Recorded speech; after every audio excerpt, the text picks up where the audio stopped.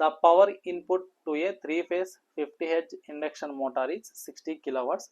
The total stator loss is 1000 watts. Find the total mechanical power developed if it is observed that the rotor EMF makes 120 complete cycles per minute. So ఇది వాళ్ళు ఇచ్చింది problem. అయితే ఇక్కడ మనకి ఏంటంటే so ఇక్కడ చూడండి, so ఇక్కడ నాకేమి ఇచ్చాడంటే వాడు పవర్ ఇన్పుట్ ఇచ్చేసాడు. ఎంత అంట పవర్ ఇన్పుట్? సో ఇక్కడ నాకు స్టేటర్ పవర్ ఇన్పుట్ ఇచ్చేసాడు. So stator power input value, so దీని యొక్క వాల్యూ ఎంత అంటే నాకు 60 కిలోవాట్స్. ఇది మనకు తెలుసు. అదేవిధంగా ఇక్కడ ఏమి ఇచ్చాడు? స్టేటర్ లాస్ ఇచ్చేసాడు. ఈ యొక్క స్టేటర్ లాస్ అంటే ఏంటి? పిఎస్ఎల్ ఎంత? ఇది 1000 వాట్స్.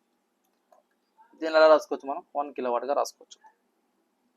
సో ఇది అయితే దీంతో పాటుగా నాకు ఏమి ఇచ్చాడంటే వాడు ఫ్రీక్వెన్సీ ఇచ్చాడు. ఎంత అంట? 50 హెర్ట్జ్. సో దాంతో పాటుగా ఇక్కడ నాకేమి ఇచ్చాడంటే rotor EMF makes 120 complete cycles per minute అని ఇచ్చాడు. So 120 complete cycles per minute అంటే యాక్చువల్గా ఇక్కడ ఫ్రీక్వెన్సీ వాల్యూ 50 హెర్ట్జ్ ఇచ్చాడు. అనదర్ ఫ్రీక్వెన్సీ అన్నమాట. ఇదేమి ఇండికేట్ చేస్తుంది అంటే ఇక్కడ 120 కంప్లీట్ సైకిల్స్ పర్ మినిట్ అంటే అనదర్ ఫ్రీక్వెన్సీ ఇండికేట్ చేస్తుంది. అంటే దీన్ని మనం F1 అనుకోవాలా. సో ఏదైతే F2 ఉందో, F2 అంటే ఏంటి? జనరల్గా ఫ్రీక్వెన్సీ అంటే ఏంటి? నెంబర్ ఆఫ్ సైకిల్స్ పర్ మినిట్నే మనం ఫ్రీక్వెన్సీ అంటాం. అయితే ఇక్కడ ఎన్ని ఇచ్చాడు వాడు? 120 కంప్లీట్ సైకిల్స్ అన్నాడు. సో కాబట్టి 120 తీసుకున్నాం. ఎంత టైంకి? మినిట్, కానీ ఫ్రీక్వెన్సీ అనేది సెకండ్స్లో తీసుకుంటాం కాబట్టి సో బై 60 చేస్తాం. సో అప్పుడు నాకు ఎంత అవుతుంది? 2 హెర్ట్జ్ అవుతుంది. అంటే ఇనిషియల్ ఫ్రీక్వెన్సీ ఏమో 50 హెర్ట్జ్. ఈ F2 అంటే ఏంటంటే నాకు రోటర్. సో ఇక్కడ నాకు ఎక్కడ తీసుకున్నాడు? రోటార్ దగ్గర తీసుకున్నాడు. కాబట్టి రోటార్ యొక్క ఫ్రీక్వెన్సీ ఎంత అంటే నాకు 2 హెర్ట్జ్ అవుతుంది.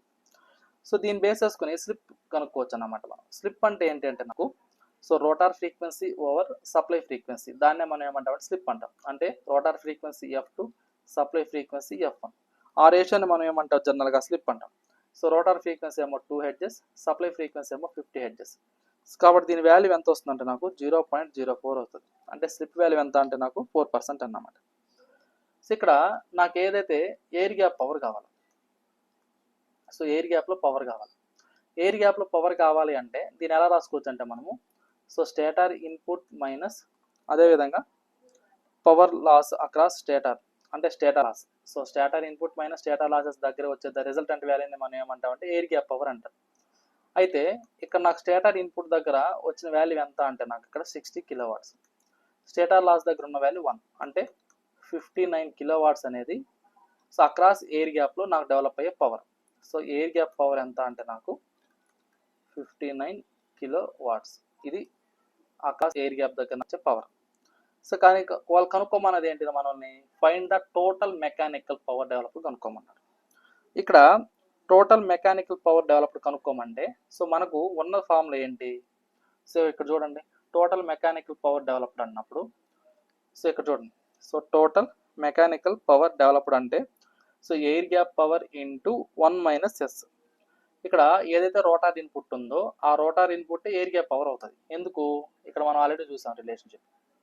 సో ఇక్కడ నాకేంటి? ఇక్కడ చూడండి, సో ఎయిర్ గ్యాప్ పవర్ అన్న, రోటార్ ఇన్పుట్ అన్న, స్టేటర్ అవుట్పుట్ అన్న అన్నీ ఒకటే. ఓకేనా? ఈ మెకానికల్ పవర్ డెవలప్డ్ కావాలి అంటే 1 - slip times of rotor input. So అది. సో కాబట్టి ఈ ఫార్ములా అనేది మనం ఇక్కడ యూస్ చేసుకుంటాం.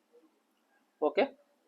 సో కాబట్టి ఇక్కడ నాకు ఏం కావాలంటే so gross mechanical power developed equal to 1 - S times of rotor input అన్నమాట. ఇది మనకు తెలిసిన ఫార్ములా, 1 - slip times of rotor input. అయితే ఈ gross mechanical power developed equal to so 1 - slip value ఎంత అంటే నాకు 0.04. అదేవిధంగా రోటార్ ఇన్పుట్ అన్న గ్రాస్ మెకానికల్ పవర్ డెవలప్డ్ అన్న ఒకటే. కాబట్టి దీని వాల్యూ ఎంత అంటే నాకు 59. సో దీన్ని సాల్వ్ చేస్తే వచ్చే వాల్యూ ఎంత వస్తుందంటే నాకు 56.64 కిలోవాట్స్. 56.64 కిలోవాట్స్. ఇదే నాకేమవుతుంది? గ్రాస్ మెకానికల్ పవర్ డెవలప్డ్ అవుతుంది. ఓకేనా? సో ఇది క్లియర్ అమ్మ అందరికీ? ఎవరికైనా ఏమైనా డౌట్ ఉందా ఇక్కడ దాకా?